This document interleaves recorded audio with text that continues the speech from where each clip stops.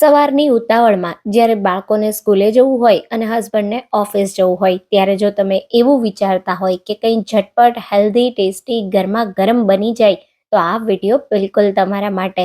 આજે કોઈ પણ જાતના દહીં સોડા કે આથા વગર એવો નાસ્તો બનાવવાના છીએ જે બાળકોથી લઈ નાના મોટા બધાને ભાવશે. સાથે નાસ્તામાં ખૂબ જ ઓછા તેલ અને મસાલા વાપરવાના છીએ, જેનાથી તમારે કોઈ અગાઉથી વધારે તૈયારીની પણ જરૂર નથી. નાસ્તો બહારથી ક્રિસ્પી અને અંદરથી ખાવામાં સુપર સોફ્ટ અને સુપર ટેસ્ટી બનશે. એકવાર ટ્રાય કરશો ને તો ગેરંટી છે અઠવાડિયામાં 4 વાર બનાવવો પડશે. તો hello friends, welcome back to foods of fitness. હું છું અંકિતા વણજારા અને ચાલો રેસીપી શરૂ કરીએ. તો હવે સૌથી પહેલા ખૂબ જ ઓછા તેલમાં હેલ્ધી ટેસ્ટી ગરમા ગરમ નવો નાસ્તો તૈયાર કરવા મિક્સર જારમાં આપણે 1 વાટકી જેટલો રવો લેશું. અહીંયા તમે ઝીણો કે જાડો ગમે તે રવો લઈ શકો છો. બસ ધ્યાને રાખવાનું છે જેટલો રવો લો છો એટલું જ તમારે પાણી લેવાનું.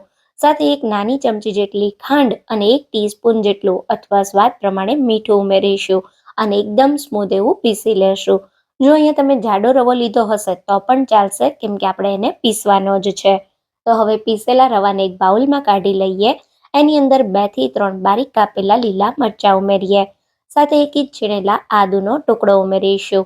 અહીંયા મેં એકદમ બારીક ઝીણું કાપેલું અડધું ટમેટું લીધું છે અને સાથે અહીંયા મેં બારીક કાપેલી અડધી ડુંગળી લીધી છે. હવે 2 ટેબલસ્પૂન જેટલા લીલા ધાણા અને 1 ટીસ્પૂન જેટલો કિચન કિંગ મસાલો ઉમેરીશું. બહુ સારો ટેસ્ટ આવશે કિચન કિંગ મસાલા સાથે. અને 1 ટીસ્પૂન જેટલો ચાટ મસાલો. તો બસ હવે આપણે આમાં બીજા કોઈ જ મસાલા નથી ઉમેરવાના. ફક્ત 3 થી 4 મસાલા સાથે આ નાસ્તો સુપર ટેસ્ટી બનશે. હવે અહીંયા આપણે 1 મોટા વાટકા જેટલી અથવા 1 બંચ જેટલી બારીક કાપેલી પાલક ઉમેરીશું. બાળકોથી લઈ નાના મોટા કોઈને ખબર પણ નહીં પડે કે તમે આમાં ભરપૂર માત્રામાં પાલક ઉમેરેલી છે અને એટલો ટેસ્ટી આ નાસ્તો લાગશે ને કે તમને બહુ જ ભાવશે. તો હવે આની અંદર આપણે પાણી ઉમેર્યા વગર ખૂબ સારી રીતે બધી વસ્તુને મિક્સ કરી દેવાની છે અને આવું મીડિયમ કટ ખીરું તૈયાર કરવાનું. ખીરું તૈયાર થઈ ગયું છે. હવે નાસ્તાને ઇન્સ્ટન્ટલી તૈયાર કરવા હું આમાં અડધી ટીસ્પૂન જેટલો ઈનો ઉમેરું છું. જો તમારી પાસે ઈનો ના હોય તો તમે 1/4 ટીસ્પૂન જેટલા અથવા 1 ચપટી જેટલા કુકિંગ સોડા પણ ઉમેરી શકો છો. તો ઈનોને મેં સારી રીતે મિક્સ કરી દીધો અને હવે ફટાફટ આપણે ગરમા ગરમ નાસ્તો બનાવીએ. જેના માટે એક નાની કડાઈમાં આપણે તેલ ગરમ કરવાનું છે. અચ્છા, વચ્ચે એક વાત તમને જણાવી દઉં, જો તમારી પાસે આવી નાની કડાઈ ના હોય તો આપણે જે ઘરમાં વઘારિયું વાપરતા હોઈએ એમાં પણ તમે આ નાસ્તો બનાવી શકો છો. તો હવે કડાઈમાં 1 ટીસ્પૂન જેટલું તેલ ગરમ કરીએ. એમાં 1 ચપટી કરતાં થોડા વધારે સફેદ તલ ઉમેરી અને પછી આ રીતે 1 ચમચા જેટલું બેટર ઉમેરીશું. ઉપરની સાઈડ થોડા સફેદ તલ સ્પ્રિંકલ કરી ઢાંકી ધીમા ગેસ પર નાસ્તાને 2 થી 3 મિનિટ એક બાજુથી થવા દેશું.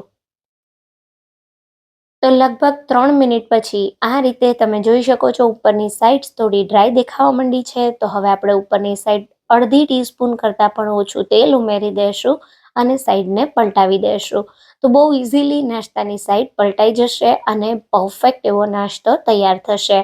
હવે ફરી ઢાંકી 2 થી 3 મિનિટ થવા દઈએ. તો અહીંયા તમે જોઈ શકો છો 5 મિનિટમાં આપણો નાસ્તો એકદમ સારી રીતે બંને બાજુથી કૂક થઈને ક્રિસ્પી થઈ ગયો છે અને સ્વાદમાં તો એટલો ટેસ્ટી છે ને કે તમે ખરેખર એકવાર બનાવજો. બધાને એટલો ભાવશે, બાળકોને પણ ખૂબ જ ભાવશે. અને તમે જોયું ને, આમાં આપણે બધી સામગ્રીઓ એટલી હેલ્ધી વાપરી છે કે તમે ખાશો ને તો તમને ભરપૂર માત્રામાં ફાયદાઓ પણ થશે. તો ગરમા ગરમ ક્રિસ્પી નાસ્તો તૈયાર થઈ ગયો છે. આ જ રીતે બીજો બનાવી લઈએ. તો ફરી અડધી ટીસ્પૂન જેટલું તેલ ગરમ કરીએ. થોડા સફેદ તલ ઉમેરી 1 ચમચા જેટલું ખીરું ઉમેરીએ અને મીડિયમ ગેસની ફ્લેમ પર એક બાજુથી નાસ્તાને ક્રિસ્પી થવા દેશું. ઉપરની સાઈડ થોડા સફેદ તલ સ્પ્રિંકલ કરી નાસ્તાને ઢાંકી ધીમા ગેસ પર 2-3 મિનિટ થવા દેવાનો. 2-3 મિનિટ ધીમા ગેસ પર થાય એટલે ઉપરની સાઈડ ફરી અડધી ચમચી કરતાં પણ ઓછું તેલ ઉમેરી દઈશું અને આ રીતે સાઈડ પલટાવી બંને બાજુથી નાસ્તો ક્રિસ્પી થાય ત્યાં સુધી થવા દઈએ. તો તમે જોયું ને, માત્ર 10 થી 15 જ મિનિટમાં આ નાસ્તો તૈયાર થઈ જશે. તો જો તમને હલકું ફૂલકું કંઈ ખાવું હોય ત્યારે પણ તમે બનાવી શકો. બાળકોને લંચ બોક્સમાં પણ આપી શકો અને સવારમાં ગરમા ગરમ બ્રેકફાસ્ટમાં પણ બનાવી શકો. એકવાર તમે આ નાસ્તો ટ્રાય કરજો, બધાને બહુ જ ભાવશે. તો તૈયાર થયેલા ગરમા ગરમ નાસ્તાને મેં ટોમેટો કેચઅપ સાથે સર્વ કર્યો છે. તમે તમારી કોઈ પણ મનપસંદ ચટણી સાથે નાસ્તાને સર્વ કરી શકો છો. તો અહીંયા તમે તૈયાર થયેલો નાસ્તો જો, બહારથી એકદમ ક્રિસ્પી છે, અંદરથી એકદમ સોફ્ટ અને પરફેક્ટ બન્યો છે. તો આ નાસ્તો ખાવાની તો ખૂબ જ મજા આવશે. એકવાર જરૂરથી ટ્રાય કરજો. જો તમને આજની રેસિપી ગમી હોય તો રેસિપીને લાઈક કરજો અને વધારેમાં વધારે શેર કરજો. તો ફરી મળીશું એક નવા વિડીયો સાથે. ત્યાં સુધી થેન્ક યુ ફોર વોચિંગ.